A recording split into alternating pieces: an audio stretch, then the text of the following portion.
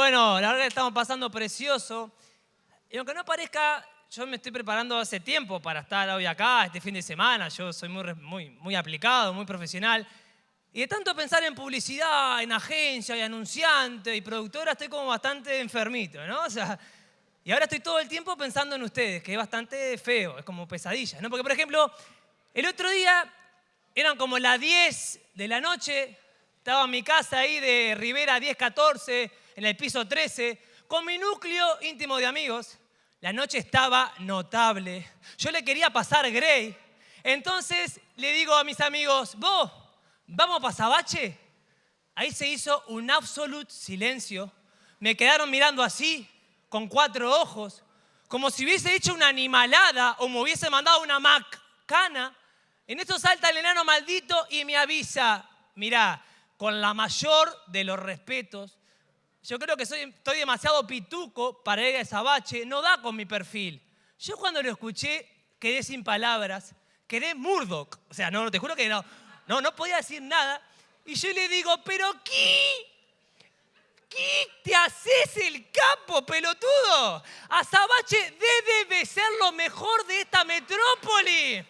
Vos podés ir, podés tomar un whisky J. Walter Thompson, o podés tomar un ginkgo pomelo. Encima te podés cruzar con la joya Hernández. Arriba del escenario toca la Boringen, que Larsen de goma. Yo sé que las minas no son tan young como en el club, ¿no? Pero hay un par de veteranas que usan plataforma que te juro que te cautiva. Aparte, van para adelante con mucho ímpetu. No dan nada de work y a la media hora la tenés en tu recámara ahí buscando su punto G, dándole de Bombay hasta que te amén.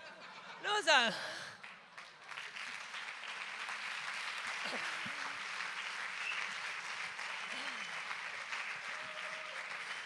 y ahí mi amigo dice, ¡ah, caramba! Pero esa mina es la Plutón del barrio. No, le digo, sí, dice, vamos para ahí. Me dice, te paso a buscar en media hora, dale. Está así, quedamos así, le digo. No, o sea, perdona a Claudio Invernici, pero no soy tan salado para meterte Java, Worldviews, mi gurisa. O sea, bueno, muchas gracias, hasta ahí fue, muchas gracias. Bueno, muchas gracias. La verdad, hasta ahora lo más lindo del Sachate fue esto. Y el gol olímpico que le hice a Coco Piris en el fútbol de recién. Gol olímpico a Coco Piris, se lo juro. Bueno, señores, en la próxima conferencia voy a presentar primero a los referentes publicitarios que van a estar encargados de hacer las preguntas interesantes. Fuerte aplauso para el señor Javier Gali, director creativo digital de Wonderman, y Juan Ciapesoni, director de Electric Factory. Bienvenidos, muchachos. Muchas gracias por la visita. Y ahora sí, es momento de presentar al siguiente conferencista, el primero de esta tarde. A ver, en su trabajo anterior fue director general creativo de JW México, lugar en el que llegó para asumir el rol de transformar una agencia tradicional en un sistema integrado. Daniel Granata es actualmente vicepresidente creativo de Flock, una compañía que trabaja en la intersección entre el marketing y la tecnología. Y trabajó para marcas como Nike, Coca-Cola, Dominó, American Eagle, Rinde 2, Calprica. Para ver si estaban atentos. Vamos a ver si seguimos la atención acá. Para ver si, no, además de su trabajo, ha dedicado gran parte de su vida a la docencia. Profesor de escuelas como Digital Invaders o Miami Ad School, Daniel imparte con frecuencia conferencias, seminarios sobre publicidad y tecnología. Sin dudas va a ser un placer escuchar al siguiente conferencista, el speaker, Daniel Granata.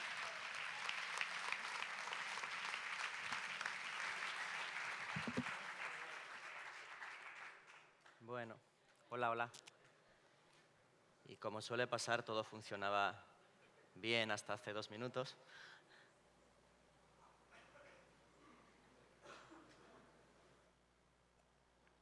Y ya no funciona.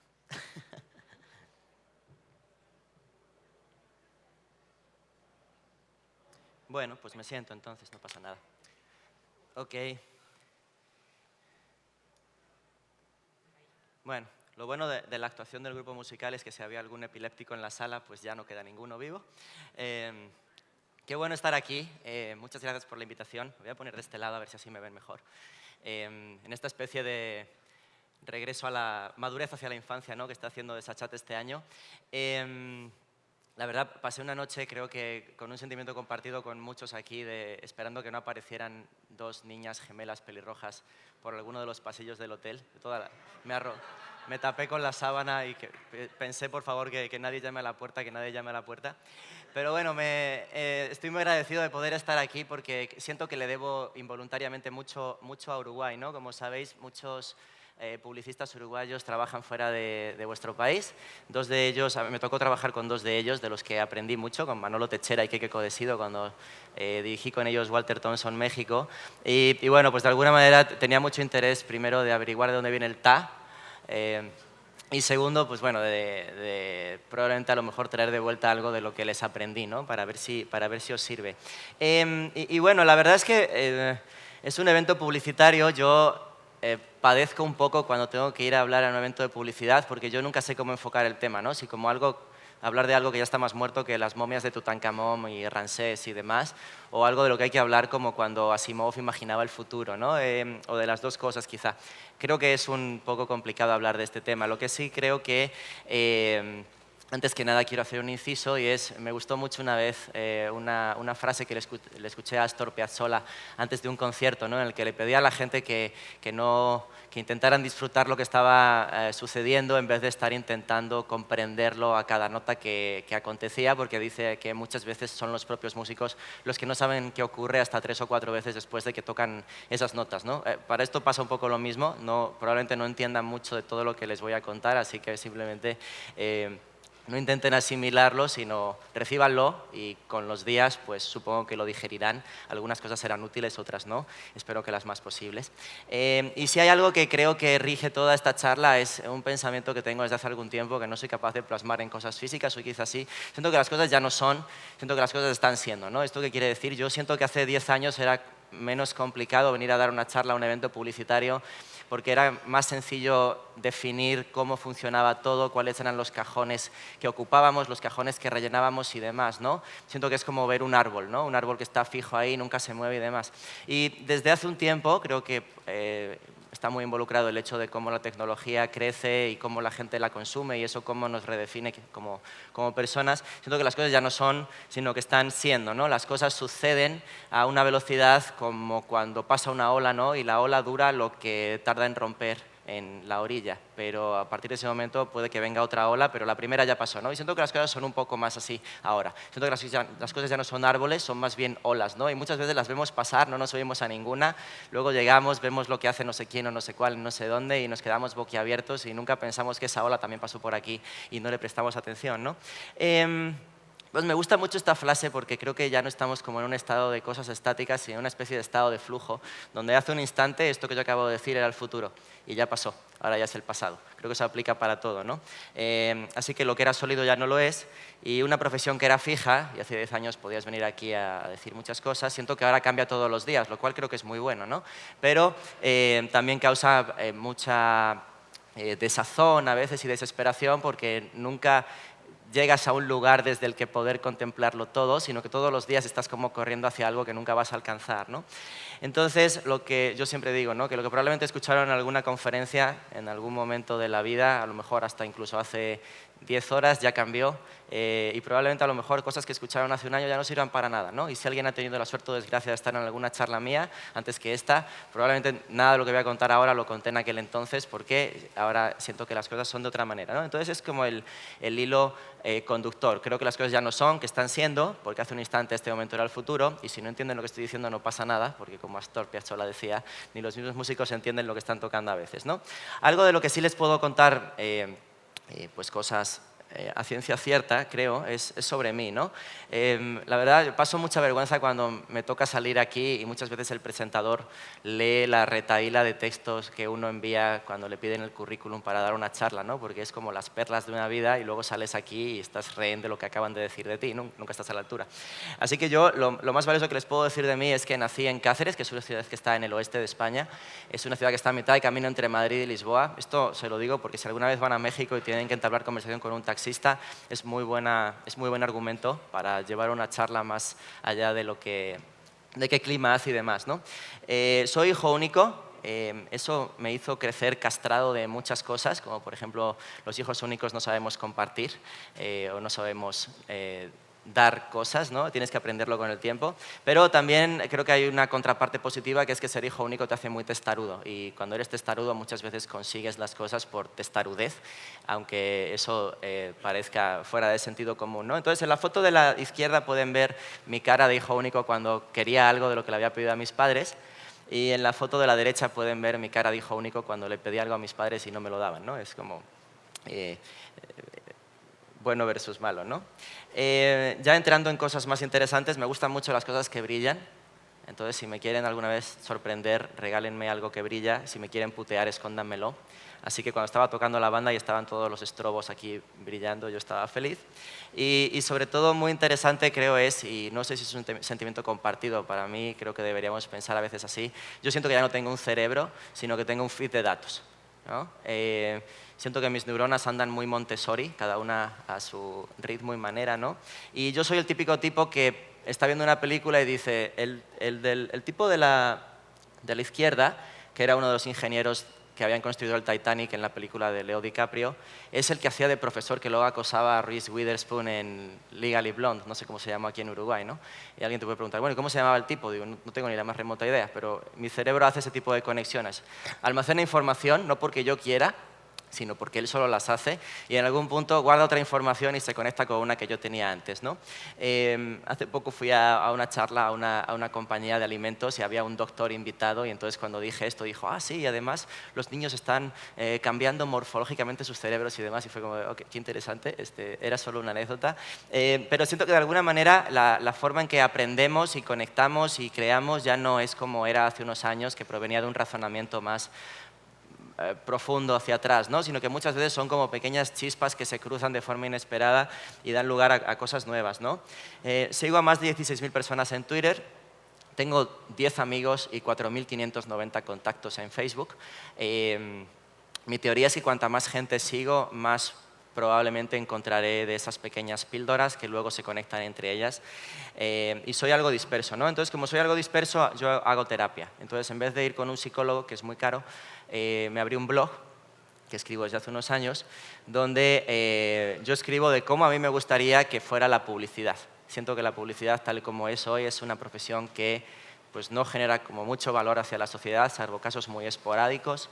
Y yo creo que debería poder ser de otra manera y que deberíamos poder, como creativos, si nos definimos así, ofrecer cosas de más valor que algo que luego nos hace ganar un premio, ¿no? Entonces, ese blog, que se llama Gorditos y Bonitos, para mí es la intersección de las cosas que me gustan, ¿no? La publicidad, la tecnología y la interacción de mi persona con el lugar o la era en la que vivo, ¿no?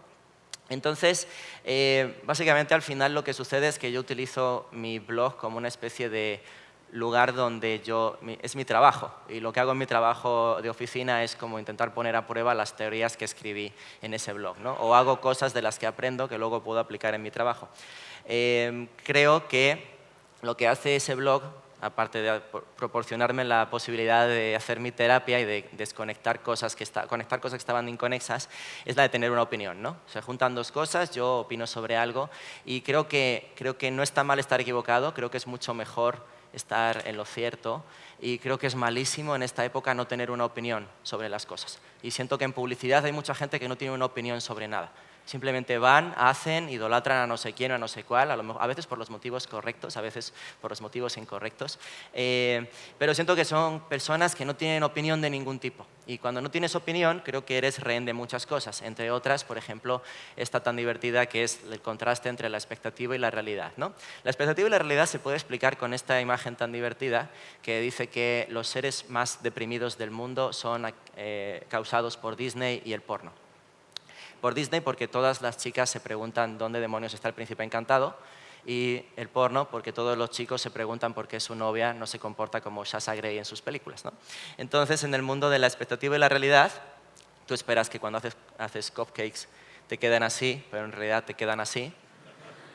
Pinterest es un gran lugar de comedia involuntaria gracias a este tipo de situaciones, ¿no? O te vas una semana de viaje y cuando regresas esperas que Facebook se vea así, pero en realidad se ve así. Y además es una invitación de Candy Crush o de Farmville. Y creo que el tema de la expectativa y la realidad se alimenta mucho también de los héroes que todos tenemos, ¿no? Hay héroes muy evidentes, los deportivos, los musicales, los cinematográficos son héroes a los que pues, alguna vez todos miramos y aspiramos a ser como ellos, ¿no? Y a veces luego la vida nos permite ir por la misma senda que tomaron ellos, a veces, la mayor de la parte de las veces, la vida nos recoloca por otros caminos, ¿no? Y lo que creo que tiene bueno los héroes es que cuando tienes a alguien a quien admirar o pasos que seguir, de alguna manera te encamina hacia cierto lugar que a veces es desconocido, pero pues te hace avanzar, ¿no? Entonces, pues como digo, los más evidentes son los deportivos o los cinematográficos, ¿no? Pero también hay héroes en otras profesiones, ¿no? Por ejemplo, pues yo imagino que igual que había muchos niños que queríamos ser Michael Jordan y jugar a baloncesto, y luego la naturaleza nos lo impidió brutalmente, pues yo creo que debe haber mucha gente que quiera ser como Doctor House o ser como los protagonistas de ER o de Grey's Anatomy, ¿no? Entonces es divertido porque luego te encuentras con gente en el Seguro Social mexicano diciendo, pero esta sala de urgencias no se parece nada a Grey's Anatomy, es como, esperabas que sí lo fuera, ¿no? Creo que está bien que este tipo de cosas existan porque de alguna manera hacen que profesiones que están solo en el interés de aquellos que las ejercen, de alguna manera van al centro de la discusión pública y al ponerse bajo el foco se vuelven más relevantes para todos los demás, ¿no? Entonces, pues bueno, igual que hay mucha gente que probablemente estudie medicina porque cree que ser médico es ser como Doctor House, pues yo ahora siento que hay un gran héroe de la profesión publicitaria que es Don Draper, pues nadie quiere ser Mel Gibson en What Women Want, ¿no? Entonces Don Draper es como el gran héroe de los publicistas hoy, ¿no? Un tipo que si lo piensan bien, para empezar ni se llama Don Draper, es putero, es alcohólico, está hecho mierda el pobre. La verdad es que da bastante pena ser Don Draper, pero hay mucha gente que aspira a ser Don Draper en publicidad y cuando yo doy clase hay muchos chicos que Don Draper es su role model de por qué quieren entrar a trabajar en publicidad. Y entonces así como de, pero ¿por qué no quieres ser, en todo caso, no sé, David Droga? No, quieren ser Don Draper, ¿no? Y de vuelta la expectativa y la realidad se hacen pues, muy contundentes, ¿no? Me gusta mucho esta imagen que creó uno de mis directores creativos, Eduardo. Él tiene un blog que se llama cinismoilustrado.com, que si no lo conocen tienen que entrar inmediatamente a verlo porque es una genialidad. Y habla de la evolución de Mad Men desde la época que se retrata en la serie hasta la publicidad actual, ¿no? Entonces, en los 60 los publicistas tenían mujeres, dinero, poder, clase y mínimo esfuerzo. Y en el siglo XXI y se veían así, ¿no? De traje y fornidos, ¿no? Y en el siglo XXI el publicista es un hipster que probablemente junta todos sus ahorros para ir a Lollapalooza o a Coachella y lo que tiene es internet gratis en la agencia y una playera blanca con cuello de pico, ¿no? Entonces, por eso, insisto, la expectativa y la realidad, pues tú te quieres ver así, pero en realidad te ves así. Y al final la vida de una agencia de publicidad, muchos lo deben saber, pues tú esperas que sean premios y whisky y al final tiene más que ver con esto que me pasó, ¿no? Donde yo en mi anterior trabajo hice un comercial para una marca de este papel que sirve para absorber el agua de la cocina cuando se vierte. Entonces hice un comercial diciendo lo absorbente que era. Luego me tocó usarlo en mi cocina para secar el agua y descubrí que no era tan absorbente como ya había dicho en el comercial. Entonces es el tipo de contrastes que hay entre la expectativa y la realidad, ¿no? Y sobre todo creo la más grave de todas es que como publicistas siento que muchas veces creemos que estamos haciendo ideas, grandes ideas, pero lo que estamos haciendo es rellenando formatos. No estamos haciendo grandes ideas, estamos haciendo ideas que potencialmente pudieran ser impresionantes y lo que hacemos es reducirla a un formato para que puedan vivir en el brief que la marca nos pidió que hiciéramos, ¿no? Y esto lo voy a explicar mejor con este caso que tengo aquí. Vean este vídeo. Have you ever imagined flying on your mobile? Go Airlines imagined it like this. First, you had to type in your mobile number on the banner. After only a few seconds, you received a call and a voice gave you the flight instructions. To control Go's airplane, all you had to do was use the numbers on your mobile that worked as a remote control. You could fly over the company's destinations featured on a famous Brazilian travel website, making maneuvers like dives and loops while you checked for special rates for tickets. Entonces, a todos nos hubiera encantado, imagino que nos encantaría poder pilotar un avión con nuestro teléfono móvil, ¿no? Debe ser muy divertido. Y eso es lo que hicieron aquí. Agarraron y pusieron un banner. No sé la última vez que alguien en la sala hizo clic en un banner, pero lo metieron en un banner. Y puedes pilotar el avión desde tu teléfono móvil, lo cual, pues objetivamente, está muy bien, es muy divertido, ¿no? Pero insisto, no sé la última vez que hicieron clic en algún banner. ¿Alguien puede levantar la mano? Wow, sí son tímidos. Bueno, ok. Ahora vean esta versión de la misma idea.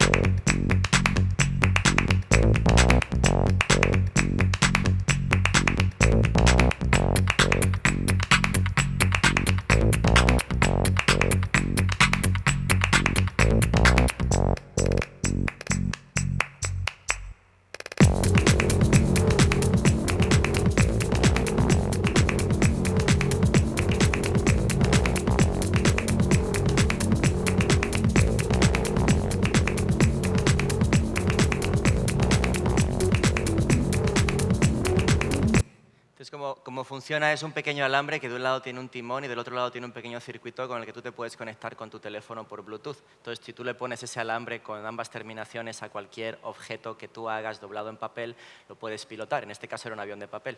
Entonces, lo que hicieron fue subir el proyecto a Kickstarter, pedían $50.000, juntaron $1,5 millones en aproximadamente 3 días. ¿no? Entonces, objetivamente es muy divertido también volar un avión de papel con un teléfono móvil. En el primer caso es un gran banner. O sea, que publicitariamente hablando es una gran pieza y probablemente ganó Leones en Cannes. Aquí probablemente pudieran reinventar una industria de juguetes. Entonces, esa es la diferencia de cuando una idea se queda contenida en un formato a una idea que se lleva hasta su máxima expresión. Yo siempre digo que probablemente Spotify sea una aplicación que se le ocurrió a alguien en una agencia de publicidad y terminó siendo una bonita gráfica en vez de ser Spotify. Y así pasa con todo. Siento que es una industria tremendamente creativa, pero de alguna manera siento que estamos padeciendo mucho el hecho de que, aun siendo una industria tan creativa, estamos conteniendo nuestras ideas en formatos, entonces no estamos ni reinventando nuestra industria, ni generando más valor, y por supuesto no estamos reinventando ninguna otra industria en un momento en que creo que es muy necesario, y si no lo hacemos nosotros, pues alguien más lo va a hacer, ¿no? Sobre todo porque esta industria muchas veces se mide cómo de larga uno la tiene por cuántos premios has ganado. La verdad es que en publicidad yo lo que aprendí es que hay tantos premios que si no ganas ninguno nunca es porque de verdad tienes que dedicarte a otra cosa. O sea, en publicidad ganas premios hasta por casualidad. Entonces, si no ganan ninguno, en serio, déjenlo, dedíquense a otra cosa. Pero a mí no me parece que el número de premios que ganas sea la medida del éxito o de cómo de relevante es una pieza, ¿no?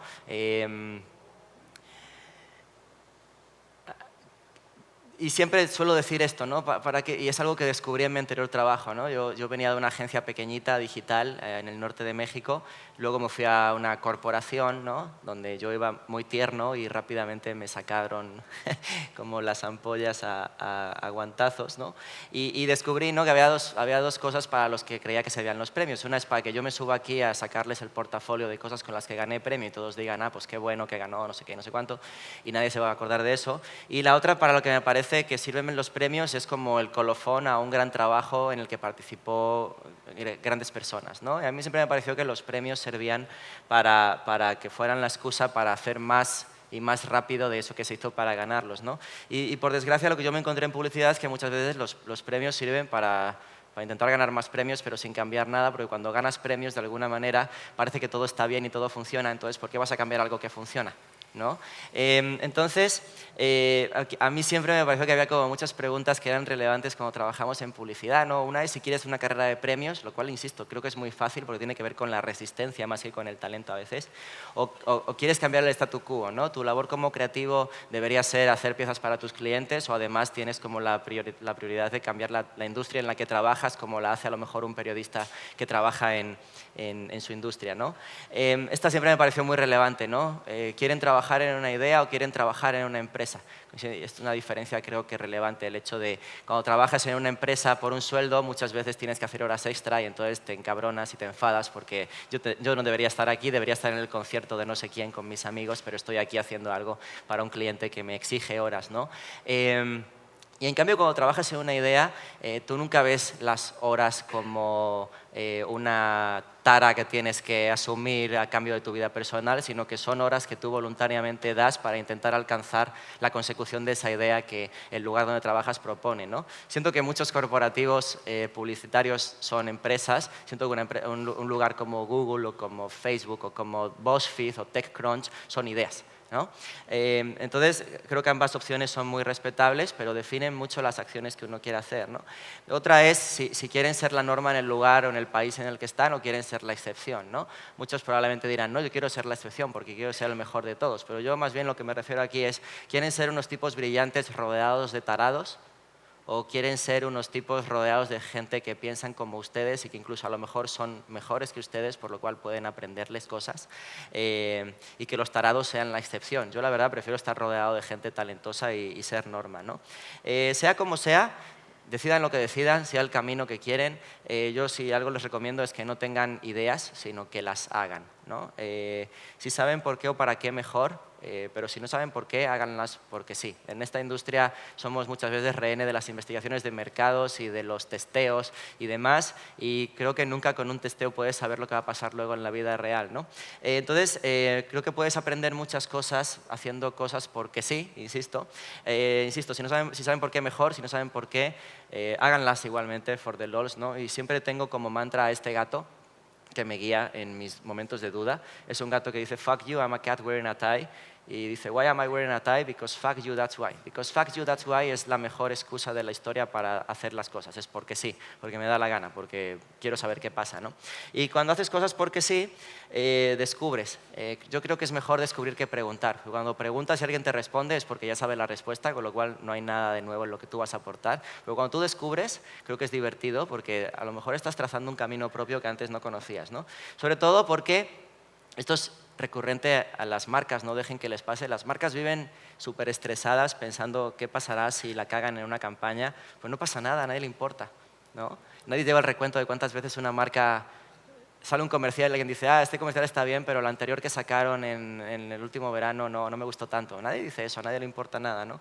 Y eso aplica también para nosotros. ¿Qué pasa cuando hacemos algo y no funciona? Pues nada, nadie se entera. Las cosas solo pasan cuando funcionan, y cuando funcionan entonces reverberan muchísimo, pero si no pasa nada, pues no pasa nada y nadie lo recuerda y tienes la oportunidad de hacer cosas de cero la siguiente vez, ¿no? Así que siguiendo con ese criterio de hacer cosas porque sí, pues le cuento un par de ellas. Yo en 2010, cuando salió el primer iPad, me compré uno en Nueva York. Entonces pasé 2 semanas escribiendo mensajes en Facebook del tipo de, si escribo con errores, perdónenme, pero es que estoy usando mi nuevo iPad que ustedes todavía no tienen y demás. En algún punto, la verdad, no le encontré uso ninguno al iPad, incluso me metía problemas en los aeropuertos porque yo iba con mi ordenador portátil y con mi iPad, y entonces era ¿por qué trae 2 ordenadores en vez de 1? Entonces yo siempre he creído que las cosas no cuestan dinero, sino cuánto uno las quiere. Cuando tú eres fan de un grupo como YouTube, por ejemplo, estás dispuesto a pagar un dinero adicional por tener el último material del grupo antes de que salga disponible al resto del público, ¿no? Entonces, en aquel entonces yo lo que pensé fue, pues bueno, yo por lo que se ve ya no quiero mucho el iPad. Debe haber alguien que sí lo quiera, porque en aquella época el iPad salió a la venta en México y salió con un precio carísimo. Con el precio con el que tú comprabas un iPad en México, podías comprar el modelo superior en Estados Unidos. Entonces, si comprabas en México el de 16, en Estados Unidos podías comprar el de 32, ¿no? Era, la verdad, bastante injusto. Entonces, yo dije, bueno, pues la verdad es que el iPad está carísimo, quiero saber cuánto quiere la gente un iPad, ¿no? Porque no sé si se han topado alguna vez con uno de estos clientes que dice, yo voy a hacer una promoción donde vamos a regalar iPads, y esperan que la gente corra hacia los iPads como los rusos cuando abrieron el primer McDonald's en Moscú, y la verdad no pasa, ¿no? Pero muchas veces las marcas creen que sí, ¿no? Que es un reclamo interesante como para detonar la atención del público. Entonces yo dije, bueno, yo quiero saber si eso pasa de verdad. Entonces yo lo que hice fue en mi blog, publiqué un post acerca de toda esta perorata que les acabo de contar, hablando del valor de las cosas, pero ya entrados en materia, lo que le ofrecía a la gente era que yo les regalaba el iPad a cambio de que me ofrecieran algo interesante para mí, pero que no fuera dinero, ¿no? Pensando que alguien haría la construcción de, yo tengo un amigo que es director de cine, le voy a ofrecer un papel a Daniel en la película del tipo para que a cambio me dé la... No, nadie piensa así. Más bien el general era, yo soy compositor, te compongo una canción a cambio del iPad, o te pinto un cuadro. Y era, pues no quiero una canción, no quiero que me pintes un cuadro. Gracias, pero no es relevante para mí. Bueno, pues métete tu iPad por donde te quepa y ya, la gente sigue con su vida, a nadie le importa el iPad, ¿no? Los mejores fueron un tipo que ofrecía un riñón a cambio del iPad. Piensen que no había iPad entonces sí ofrecía un riñón, lo cual rechacé porque yo ya tenía 2 y no me vería bien con un tercero, y aparte era como de no jodas, dáselo a alguien que lo necesite. Y la mejor de todas fue una chica que ofreció 30 días de sexo a cambio del iPad, y cuando le pregunté que para qué lo quería, dijo que era para darle una sorpresa a su novio. Entonces fue uno de los grandes momentos de esta historia, ¿no? Al final acabé intercambiando el iPad por convertirme en un personaje de un cómic que yo leía en aquel entonces en México, lo cual me pareció que era una forma bonita de cerrar la historia, ¿no? Pero también me demostró que el 98% de la gente le importaba un carajo mi iPad y mi persona. Y era como, tengo esta mano, te lo ofrezco, no te interesa, yo sigo con mi vida, quédate con el iPad, ¿no? La otra es, ¿qué hubiera pasado si a la gente no le hubiera interesado mi iPad? Pues nada, me hubiera quedado con mi iPad y ya. ¿Vale? La otra es, como digo, yo antes trabajaba en una agencia pequeñita en el norte de México, y cuando llegué a trabajar en J. Walter Thompson, pues de repente de un día para otro el número de juntas al que yo tenía que asistir se volvió exponencial. Entonces yo siempre me estaba quejando de que tenía muchas reuniones, ¿no? Y un compañero se quejaba de que siempre estaba arreglando problemas ajenos que no había causado él y demás, ¿no? Entonces, en aquel entonces estaba como en auge Foursquare y pensamos que si la gente hace check-in en un lugar para decir que está en él, puede hacer check-in en un plátano para decir que acaba de comer un plátano, o puedes hacer check-in en otras cosas abstractas, porque el hecho de la interacción del check-in ya era como de uso común, ¿no? Entonces, no sé si han estado en México alguna vez. México es un país que a veces, en vez de sobreponerse a los problemas, lo que hace es burlarse de ellos. Y aquí tenía un poco de eso, ¿no? Es como si vas a ser el tipo que más reuniones tienes, o juntas, como lo dicen allí, pues por lo menos sé el mayor de ser el que más juntas tiene, ¿no? Más que el resto. Entonces hicimos este proyecto que se llamaba En Chinatown.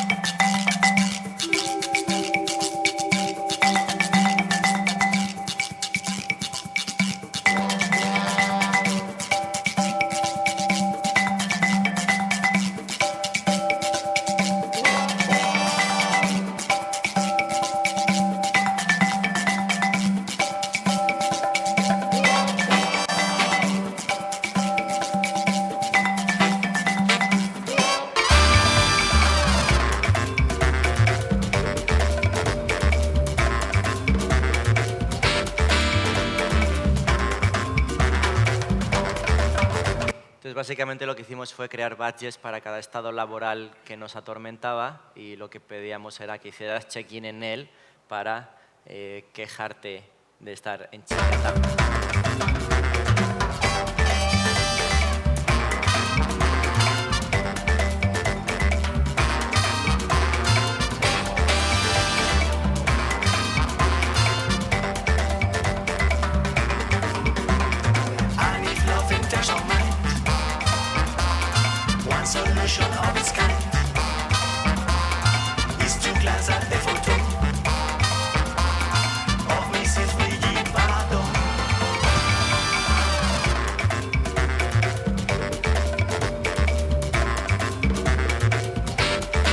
Y bueno, lo hicimos el sitio en 2 días y salió y le fue muy bien, y estuvimos al 99% de vendérselo a una marca a la que al final no se lo vendimos, lo cual creo que estuvo muy bien para poder hablar de un bonito fracaso.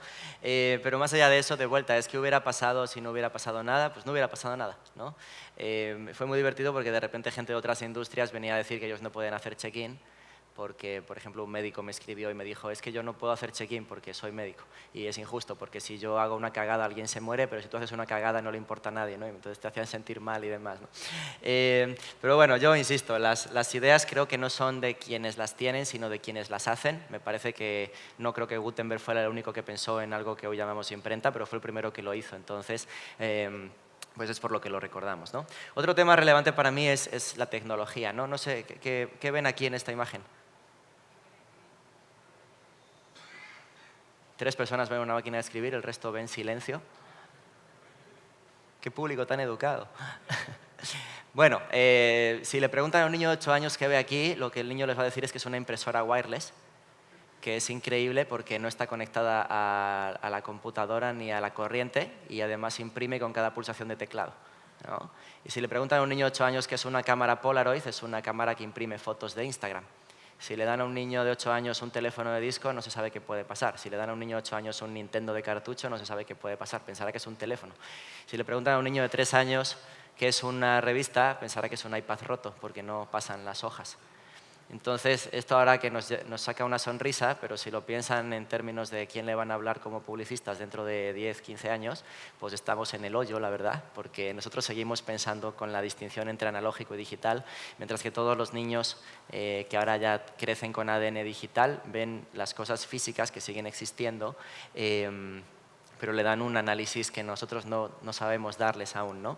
Entonces, a mí me pareció que necesitábamos aprender más como publicistas, necesitamos aprender mucho más de tecnología. Y yo siempre creo que el futuro no es digital, creo que el futuro es totalmente analógico. Por mucho que alguien lo diga, creo que es mucho más interesante tener relaciones sexuales con una persona que te guste que tener relaciones con una asistente virtual como el de la película Her, ¿no? Y creo que el mejor ejemplo de esto es Tinder, ¿no? Imagino, ¿sí lo usan? ¿No lo usan? Tinder es una aplicación que tú instalas en tu teléfono, entonces lo que hace es rastrea en un rango de kilómetros que tú le pides que otras personas tienen Tinder. Y a partir de ahí se vuelve una especie de ruleta donde te va saliendo gente y entonces dices, ¿le das like o no le das like a esta persona? Ah, pues sí le doy like. ¿Le das like a esta persona o no? Le doy like. ¿Le das like a esta persona o no? No, ni de chiste le doy like. Y así sucesivamente. A la vez a esas personas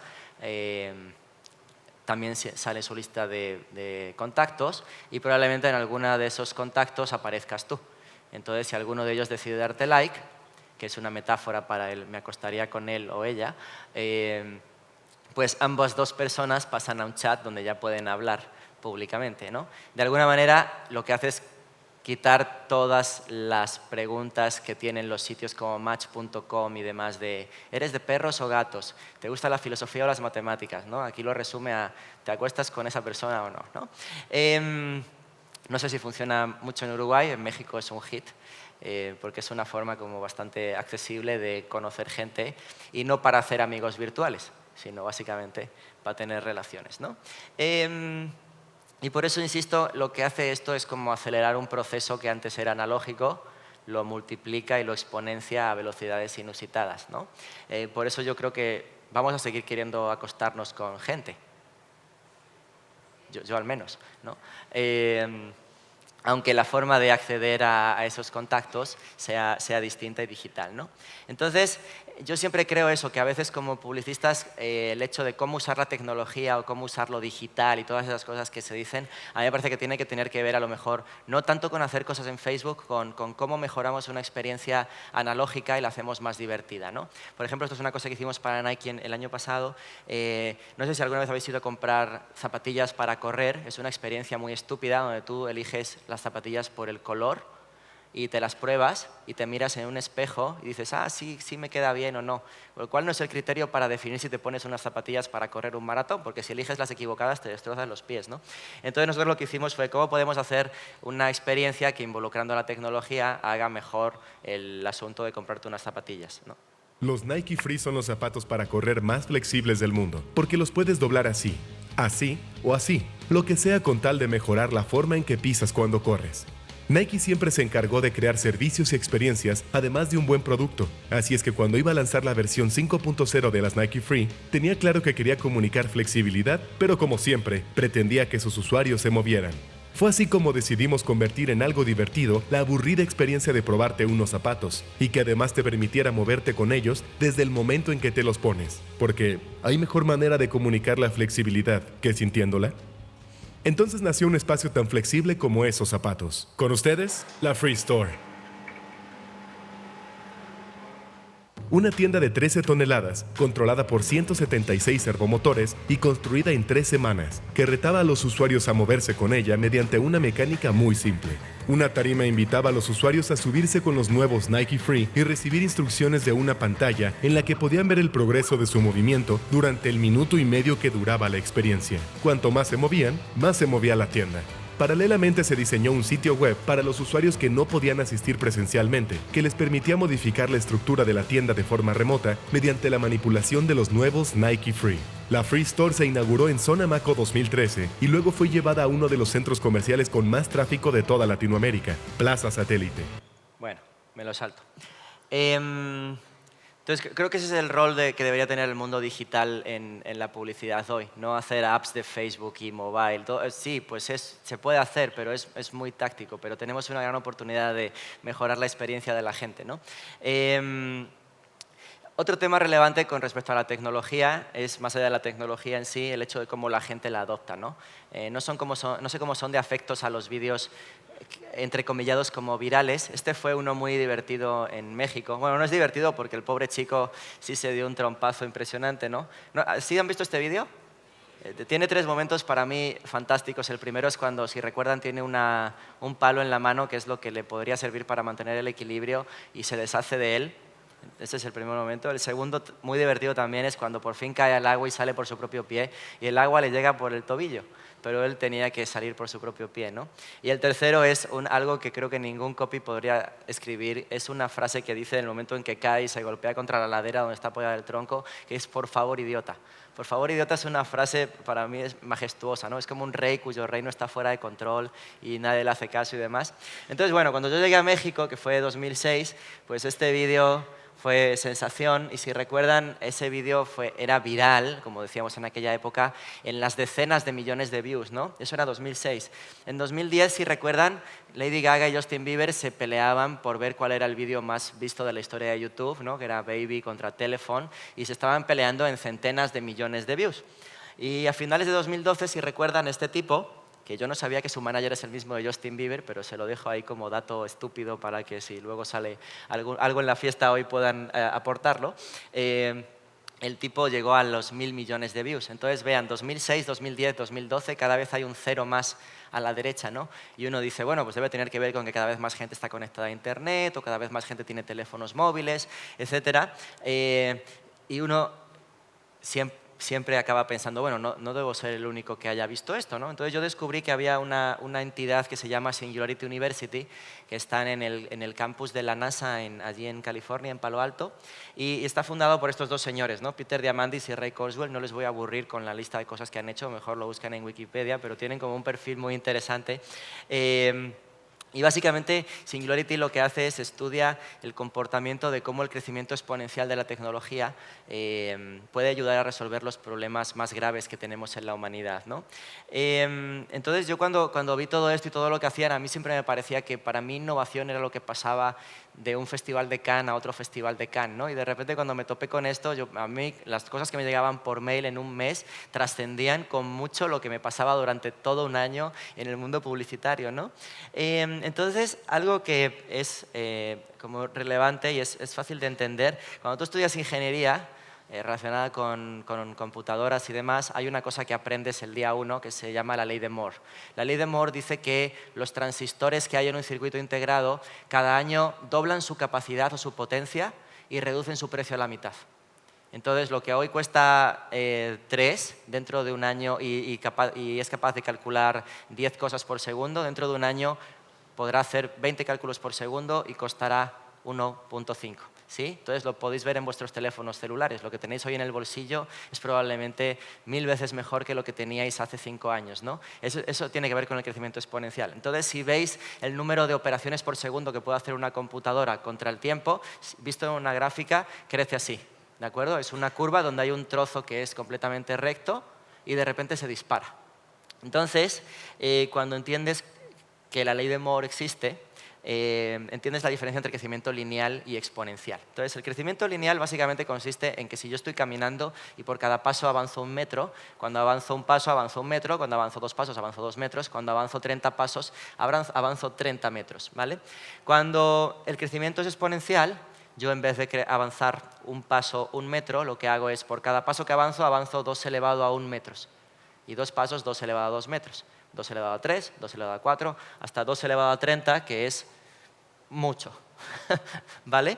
Y esa es la diferencia entre algo que crece al ritmo lineal, que son las industrias, normalmente, y algo que crece a ritmo exponencial cuando la industria crece al ritmo de la ley de Moore. Eso lo explico muy fácil así.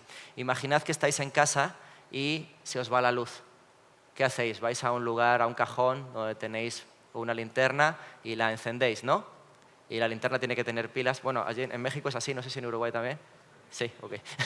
Ok, vale. Pero ¿qué pasa si la linterna no tiene pilas, por ejemplo? Bueno, pues a nadie le cuesta nada llegar, agarrar el teléfono y bajarse una aplicación linterna del App Store. En ese momento, o una vela. Bueno, pero si no tienes velas tampoco, una vela es física, tú te puedes bajar una aplicación que sea una linterna. A partir de ese momento, la linterna ya no es un objeto físico, son datos. Y a partir de ese momento, para tener una linterna, ya no dependes de tener una linterna, sino de tener un dispositivo en el que poder descargarla. Así que si trabajáis para una marca que hace linternas, a lo mejor no tenéis que preocuparos de hacer linternas, sino de que todo el mundo pueda tener una aplicación de linterna en su teléfono celular. Si lo pensáis en términos de cómo funciona IKEA, IKEA a lo mejor no vende muebles en 10 años, sino que te vende los planos para que tú te los puedas imprimir en tu casa, porque los muebles ya no serán objetos, sino que pueden ser datos. Bueno, entonces, eso explica como muchas cosas que han pasado en algunas industrias que son muy familiares para nosotros. Por ejemplo, si pensáis en que Chuck Norris quisiera comprar el último disco de Metallica, pues tenía que esperar a que el disco saliera en un formato físico, un CD, un cassette, un vinil, y había una ley que vigilaba la contraprestación de bienes, ¿no? Hasta que un día, de repente, surgió una aplicación como Napster que lo que permitía era que ya no hacía falta tener dinero para comprarte el disco físico. Necesitabas simplemente el dinero para poder tener una conexión a Internet con la que descargarte cuanta música quisieras.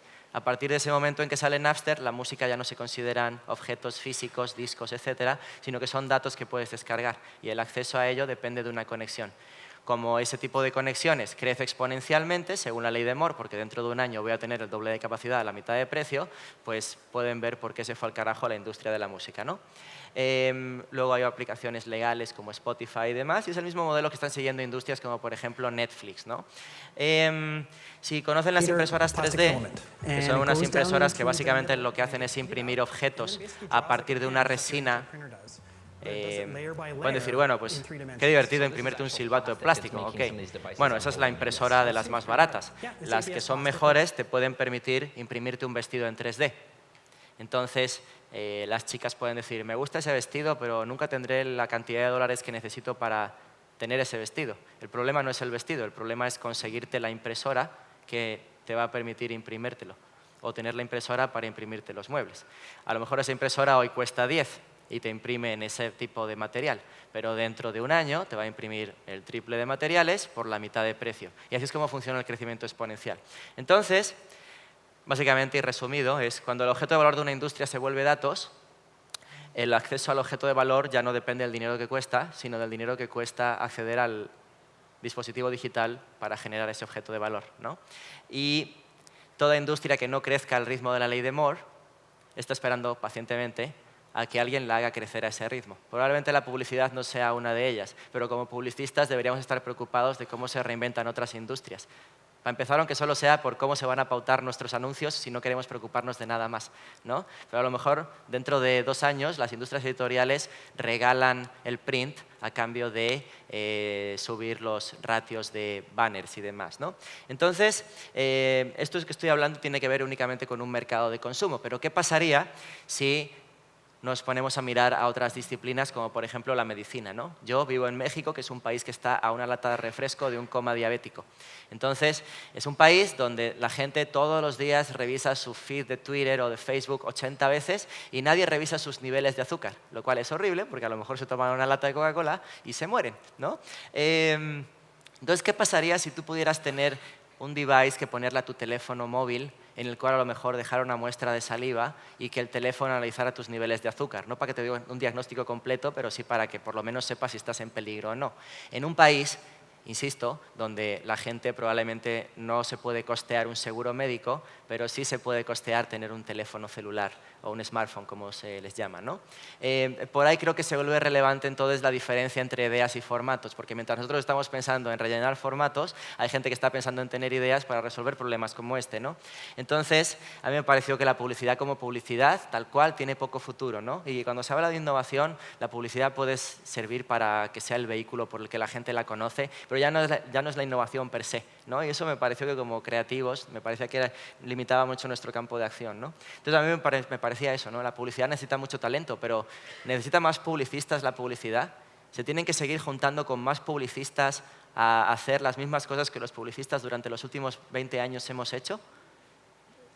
¿Qué va a salir de ahí? Más publicidad, mientras hay un montón de gente que hace avioncitos de papel y les dan $1,5 millones por ello en 2 días, ¿no? Entonces, este dato sí me quedó particularmente estupefacto. El criterio de Singularity University para apoyar un proyecto que tú tengas es que tenga la capacidad o potencial de apoyar a 1 billón de personas en 5 años. Eso sí es un criterio genial y no cuántos leones va a ganar ese proyecto para mí, ¿no? Entonces, a mí me pareció que ¿por qué teniendo que inventar el futuro, por qué estamos mirando hacia atrás? E incluso el talento que quiere llegar a la industria lo que quiere es ser como la gente que ya está en la industria, en vez de intentar reinventarla, ¿no? Me pareció que es como los chicos que quieren ser Don Draper, ¿no? Y es un contrasentido para mí. Más aún en un lugar o un momento en el que siento que las marcas en general, o esto es la experiencia que yo he tenido con ellas, las marcas tienen problemas, ¿no? Una de ellas es la percepción que las marcas tienen de sí mismas, ¿no? Las marcas son seres impolutos que quieren estar ajenos a los problemas, y cuando eres tan ajeno a los problemas y tan impoluto, al final lo que pasa es que no pasa nada, ¿no? Entonces, por ejemplo, si tú te vas a buscar, es un ejercicio que les recomiendo que hagan, ¿no? Si tú te vas a buscar hombre Axe en Google, en imágenes, todo lo que sale son imágenes de comerciales. No sale nadie de verdad. Es como, siento que es todo como de plástico, ¿no? Y a mí me pareció, y esto no son datos, es como, insisto, pareceres míos, ¿no? Siento que de alguna manera las marcas dedican un 90% de su tiempo y dinero a hablar de ellas y un 10% a hablar con la gente, y la gente dedica un 90% de su tiempo a hablar con otra gente y a veces le dedican atención a las marcas, ¿no? Otro tema es los productos que a veces lanzan las marcas, ¿no? Muchos amigos dicen, trabajas en publicidad, tu trabajo es deleznable, ¿no? Y los comerciales que ponen en el medio tiempo de los partidos de la selección son una basura y son todos unos retrasados mentales. Y a veces sí, pero también tiene que ver a veces, creo, con los productos que lanzan las marcas, ¿no? Hay veces que la publicidad es muy mala porque los productos son una mierda, ¿no? Yo siempre el caso que cuento aquí es una vez una marca de pañales para la que trabajaba que hizo un pañal fantástico que permitía que las madres no cambiaran a su bebé durante 24 horas, ¿no? Ven que los productos para mujeres, las chicas lo deben saber mejor, no les resuelven la vida, simplemente les piden que hagan lo mismo que vienen haciendo toda la vida, condicionadas por los roles sociales, pero lo pueden hacer más rápido para que tengan tiempo de realizarse ellas mismas, ¿no? Entonces, en vez de que tu marido limpie la casa, tú la puedes limpiar en la mitad de tiempo para que puedas ir a hacer yoga, ¿no? Es como muy pintoresco. Entonces, este producto era un pañal que servía para que las mamás estuvieran 24 horas sin cambiar a sus bebés. Y se cobraba el triple de dinero que el pañal original, ¿no? Entonces, no hay ninguna mamá que abandone a su bebé 24 horas y que no le cambie el pañal, así que todas las mamás compraban el pañal más barato, que es el que se ha usado toda la vida, ¿no? Entonces, la marca decidió que era un problema de comunicación y no de que su producto era estúpido, ¿no? Otro tema es, siento que las agencias resolvemos muchas veces problemas de la marca, no de la gente. Cuando la agencia resuelve un problema de la gente, y ahí hay una conexión sincera, entonces esa marca siempre tiene como muy buenos valores hacia el público, ¿no? Pero por lo general nosotros estamos preocupados en resolver problemas de las marcas que a la gente le traen sin cuidado. Entonces, hacer interesante un problema de una marca para la gente es, pues bueno, ¿no? Y en general, y creo que el culmen de los 3 anteriores es que me parece que las marcas gastan un montón de dinero y tiempo en decir cosas en vez de en hacerlas, ¿no? Yo, por ejemplo, digo, si Axe ha estado toda la vida construyendo el mensaje de que por usar este desodorante puedes tener a la chica que quieras, lo cual a mí no me ha funcionado todavía, pero igual he comprado mucho Axe en mi vida, creo que debieran pasar ya del discurso a la acción, ¿no? Siento que una aplicación como Tinder, de la que os he hablado antes, es algo que debiera haber hecho Axe. O siento que es algo que podría Axe estar detrás de ello, ¿no? Pero en cambio, en general, las marcas siento que siguen diciendo que son muy interesantes, y es como cuando vas a una fiesta y le dices a una chica que eres muy interesante y te dicen, cool story, bro, pero aquí no va a pasar nada, ¿no? Y siento que a las marcas les pasa eso, ¿no? Entonces yo como consecuencia lo que siento es que la gente tiene una percepción muy negativa sobre el término marketing. No sé, en México no tanto, pero en España cuando se ve que hay algo muy orquestado dicen, eso es puro marketing, ¿no? Tiene una connotación negativa que no creo que debiera. Y la publicidad en general se ve como esto, ¿no? El vagabundo desafinado y molesto que te viene a cantar cuando estás comiendo.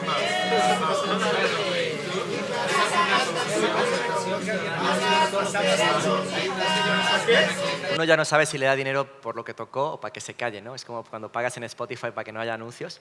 Y a mí hay un asunto que me pareció muy...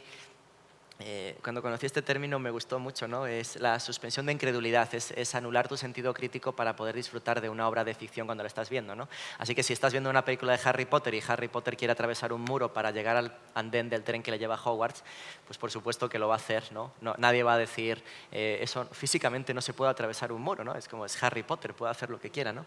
Y siento que a las marcas les hace falta más suspensión de incredulidad, ¿no? Están como muy preocupadas muchas veces las marcas de no queremos que la gente sepa que somos una marca o que esto es publicidad porque la gente odia las marcas y demás, ¿no? Y yo recuerdo este momento, imagino que lo compartí con todos vosotros en la lejanía, el momento en que este tipo se tira desde la estratosfera, camino de la Tierra y todos hicimos así como de ¡wow! ¿No? O sea, vimos un comercial de Red Bull de 5 días y a ninguno nos importó que estuviéramos viendo un comercial, ¿no? Entonces a mí me pareció siempre que lo molesto no es la publicidad, sino la mala publicidad y que cuando lo que estás viendo, aunque sepas que es publicidad, es objetivamente interesante o divertido o atrayente o tiene alguna repercusión de algún tipo para tu persona, pues no te importa que sea una marca la que está detrás de ello, ¿no? Y siempre pongo de ejemplo esto, ¿no? Imagino que alguna vez os ha ocurrido que estáis en vuestra casa tranquilamente o en la oficina y alguien os taguea en una foto de Facebook y os llega una notificación, ¿no? Y luego hay gente que empieza a comentar y llegan notificaciones de los comentarios, ¿no? Entonces yo una vez me taguearon, no sé quién, y me empezaron a llegar comentarios como los de los textos que veis en rojo, ¿no? Literalmente son esos, copiados y pegados. Entonces, ya de pura curiosidad me metí a ver cuál era la imagen en la que me habían tagueado y la imagen era esta, ¿no? Choca tu cabeza contra el teclado y postea lo que escribiste. Entonces, me pareció muy divertido pensar en 300 personas golpeando su cabeza con el teclado, el teclado con la cabeza y luego pulsando intro, no sé si con el dedo, también con la cabeza, o gente quejándose porque estaban en su iPhone y no podían darle un cabezazo al teclado y demás, ¿no? Y me resultó muy divertido porque realmente no había ninguna historia, era un call to action muy estúpido, pero la gente a raíz de ello creó una historia propia súper divertida y con bastante más conexión o relevancia para ellos que lo que alguna marca probablemente les ofreció ese día, ¿no? Y a mí me pareció que muchas veces ignoramos mucho a la gente cuando son el centro, creo que deberían ser el centro de nuestro trabajo, ¿no? Entonces, yo tengo esta gráfica que también de vuelta me la inventé, no está basada en datos, yo me invento gráficas, ya ven, me gusta. Pero a mí me parece que cuando hay una tecnología o algo, la gente, la utilidad y diversión que hace de ella está por ahí arriba, ¿no? Y las agencias y las marcas estamos por ahí, ¿no? Las agencias a veces vamos mejor que peor y las marcas por lo general están en el hoyo, ¿no? Hay veces en que la marca se pone al nivel de la gente y ahí la discusión es una distinta, pero por lo general los briefs y los debriefs que nos enviamos unos y otros están en ese nivel. Entonces, de repente, claro, sale nuestra campaña, a nadie le importa en un carajo y todos dijimos, ¿pero qué pasó? Tenemos que hacer una junta para encontrar áreas de oportunidad, que es uno de los eufemismos más increíbles que he escuchado en la vida. Pero lo que pasa es que la gente está en otra frecuencia completamente distinta, ¿no? Y lo que yo saqué en valor de aquello era que cuando tú le das a la gente la capacidad de crear sus propias historias, las historias que se generan muchas veces son mucho más bonitas que las que como publicistas podamos crear nosotros, ¿no?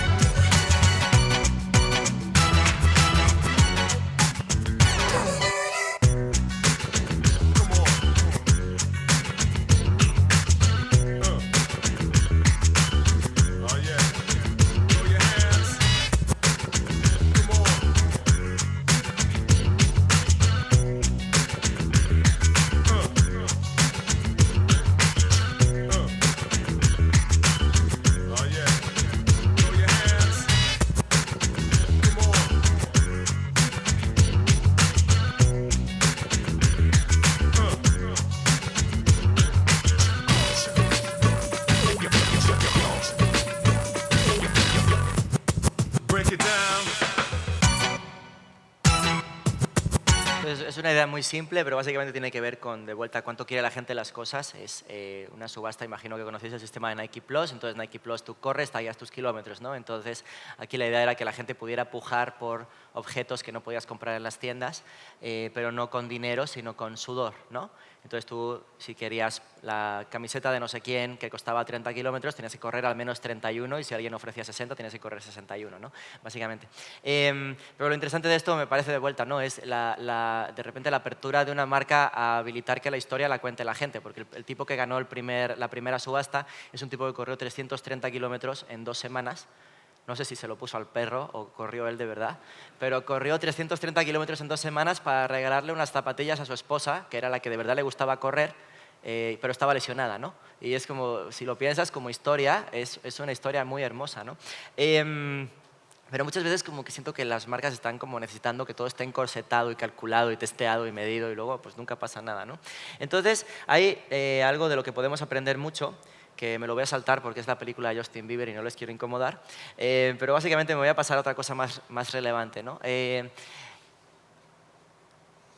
Cuando llegas a Walter Thompson te dan estas tarjetas, ¿no? Son las tarjetas con las que tú mides las ideas de tus creativos. Y va desde la 1, que es una idea dañina, perjudicial hasta para el planeta, hasta la 10, que es una idea de clase mundial, ¿no? Probablemente el 10 sea Red Bull Stratos, una 9 es Nike Plus, por ejemplo.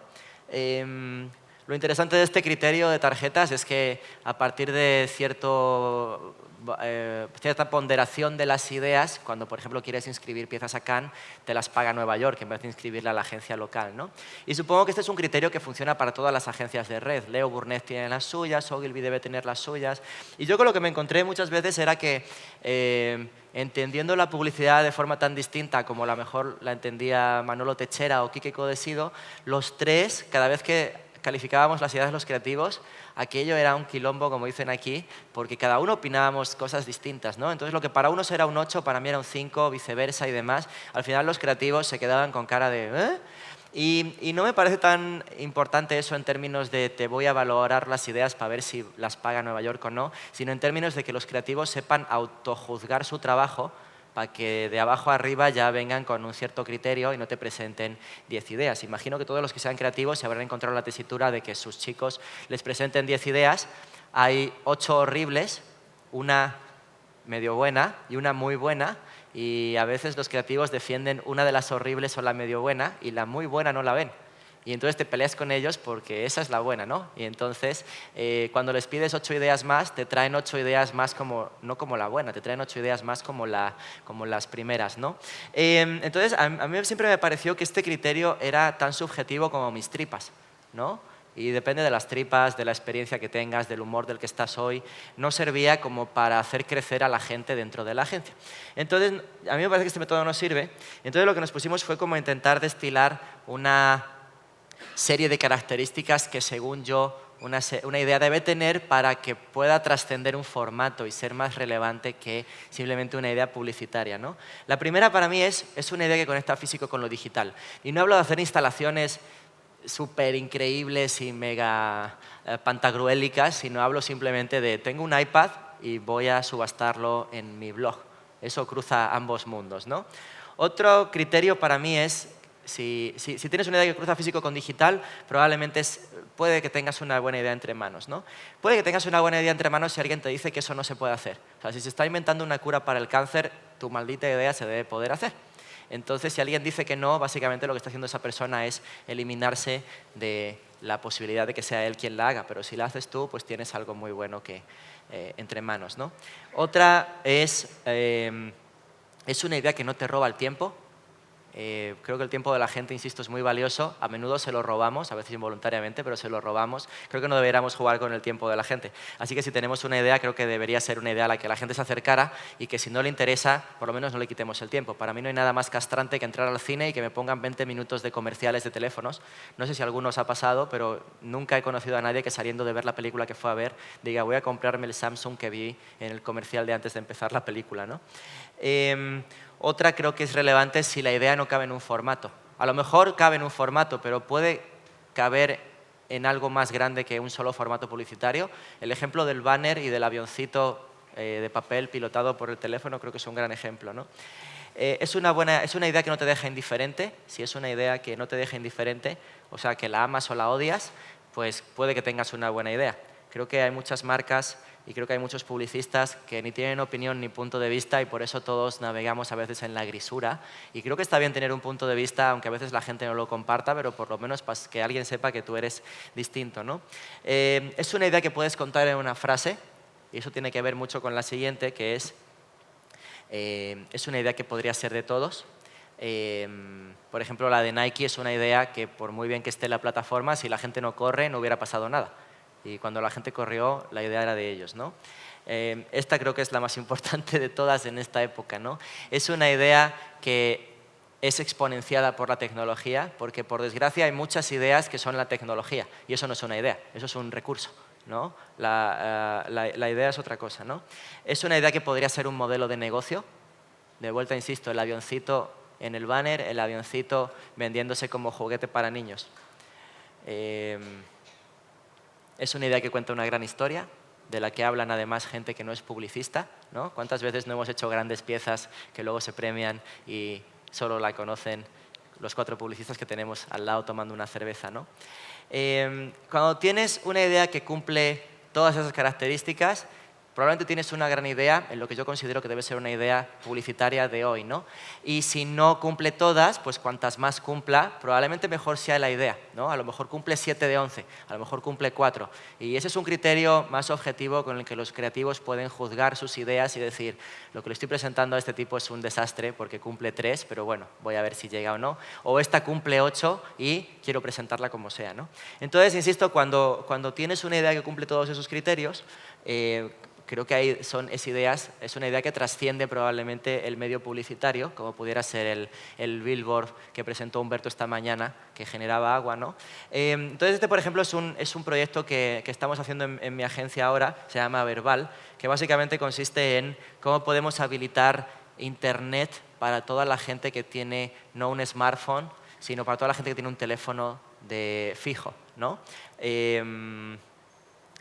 Ahora voy con...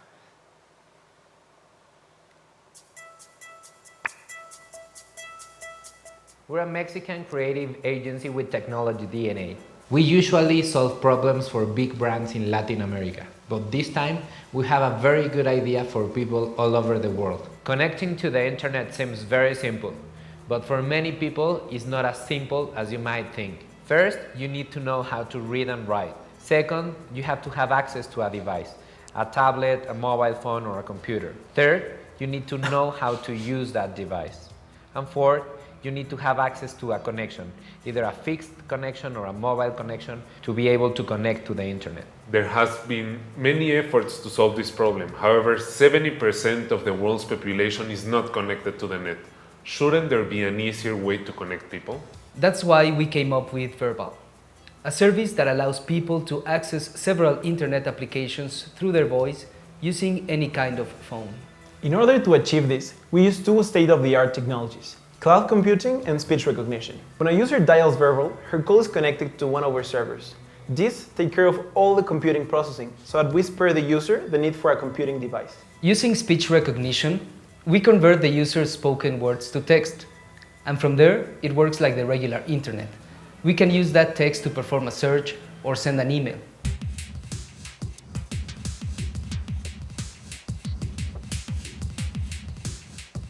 In a world where 96% of the people have a phone line and everyone knows how to communicate through their voice, it's time we make use of that. Think about a mom that doesn't know how to read nor write and wants to be in touch with her son that lives in another country. What would you like to do? Search or send an email? Send an email. Would you like to send it to Alex or Sebastian? Sebastian. Writing email for Tonda@wantedfrog.com, press hash for ending the message. Hi, Sebastian. We are on the field trying out Verbal and it works great. With Verbal, this mom could send emails with her voice and listen to her son's emails in a much simpler and economical way. Or think about kids that live in rural communities where there is no access to libraries or any source of knowledge. Search. What are you looking for? Entonces, bueno, si alguien no está interesado, yo les paso el vídeo y demás, pero básicamente es como tener Siri en un teléfono de cable, ¿no? Porque hay mucha gente que no tiene acceso a Internet y pensamos que todo el mundo tiene celulares y Wi-Fi y no es así, ¿no? Entonces, básicamente esta es una idea que surgió, tuvimos, decidimos hacerla, lanzamos la campaña en Kickstarter, no lo fondeamos, así que tenemos que buscar capital por otro lado, pero para mí la cuestión aquí es por qué las agencias solo hacemos publicidad, por qué las agencias no podemos hacer proyectos que sean más grandes que eso, ¿no? Como pueda ser este. Entonces, esto va ya con lo que cierro, ¿no? Pero tiene que ver con la medida del éxito para mí, ¿no? Yo alguna vez me compré esta pulsera, la Fueled Band de Nike, que no sé si la habéis usado, pero básicamente es un dispositivo que traquea cuánto te mueves al cabo del día y lo mide en una unidad que se llama Nike Fuel, ¿no? Y no es tan relevante eso que estoy diciendo yo como por el hecho de que hay como rankings sociales, ¿no? De cuántos amigos lo utilizan. Y a mí lo que me ocurrió fue que en algún punto amigos que lo utilizaban también empezaron a usarla mucho más, gente que era totalmente sedentaria, para intentar vencerme a mí, ¿no? Entonces no era tan relevante lo que yo hacía para mí como por lo que eso motivaba en otras personas, y me pareció una metáfora muy interesante de la publicidad, ¿no? Porque para mí la medida del éxito no es cuántos premios o cuánto dinero ganas, ¿no? Eso creo que viene en agregado, ¿no? Para mí la medida del éxito es a cuánta gente inspiras, ¿no?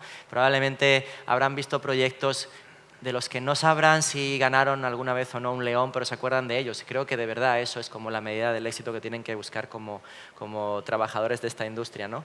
Y encontré este quote en una cuenta de Twitter muy inapropiada para este tipo de quotes, pero me pareció muy interesante, ¿no? Que era: el éxito no se trata de lo que consigues en la vida, sino de lo que inspiras a otros a hacer. Y creo que es muy cierto, ¿no? Entonces, y con esto cierro, creo que en países como este, por ejemplo, yo soy de España, ¿no? España es un país ahora que está viviendo la confrontación entre el futuro que nos prometieron y el real, ¿no? Entonces, en España nos dijeron que si teníamos un título universitario todos tendríamos trabajo, y de repente, llegados a este punto, nada de eso ha sucedido y nadie sabe cómo reaccionar y todo ha colapsado, ¿no?